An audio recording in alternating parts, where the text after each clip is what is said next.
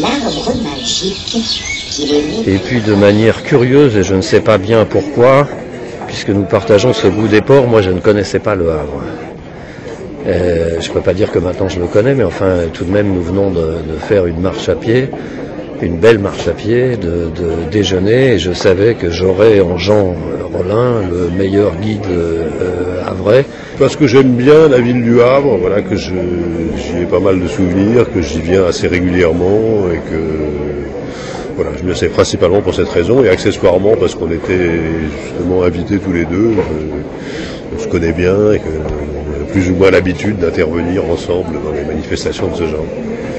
Et c'est un festival qui est un petit peu différent parce que contrairement à beaucoup de salons du livre, on n'est pas derrière une table à vendre nos livres et où il y a peu de rencontres avec le public. Et là, il y a pas ce système vraiment de signature, de dédicace, et je trouve ça bien. Je trouve c'est des vraies rencontres, c'est des débats, c'est des rencontres avec des classes, c'est des rencontres avec un public.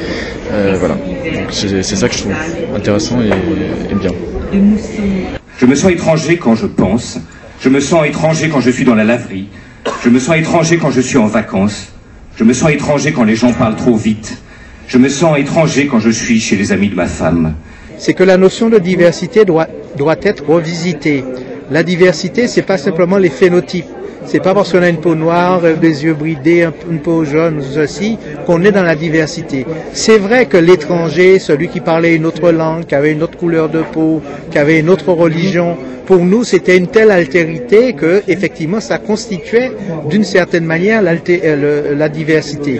Mais maintenant que tout ça se mélange dans une même société, la diversité se situe ailleurs. Elle se situe dans les structures d'imaginaire.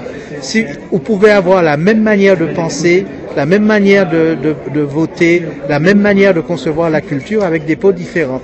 Et vous pouvez avoir des peaux semblables avec une infinité de rapports au monde différents, un imaginaire différent.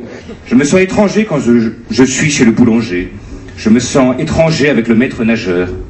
Je me sens étranger quand je suis le seul à ne pas vouloir manger de légumes.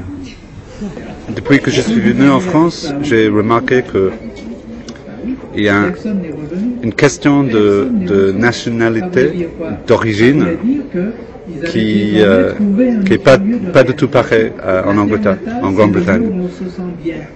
Donc, il n'y a pas longtemps, j'étais avec des gens qui ont parlé de quelqu'un comme quelqu'un français. Et je me suis dit, mais vous êtes tous français, quoi. Et je me suis rendu compte qu'ils étaient arabes, quoi, ou pas blancs. Et je me suis rendu compte très vite que ça serait impossible en Angleterre, ça serait mais vraiment la fin du monde.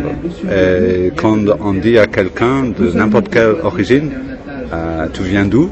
On attend la réponse à Birmingham ou Manchester. On n'attend pas de West Indies ou Calcutta. Ta mère, elle est née où? Au Vietnam. T'es vietnamien alors? Oui, enfin, non.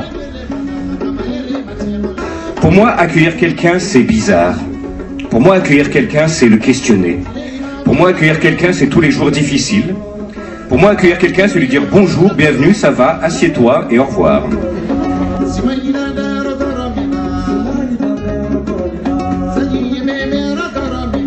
J'hallucine toujours quand les gens parlent de il faut bouffer les poissons et tout ça pour avoir le cerveau qui bouge. Mais non, de lire un bouquin, c'est beaucoup mieux, quoi.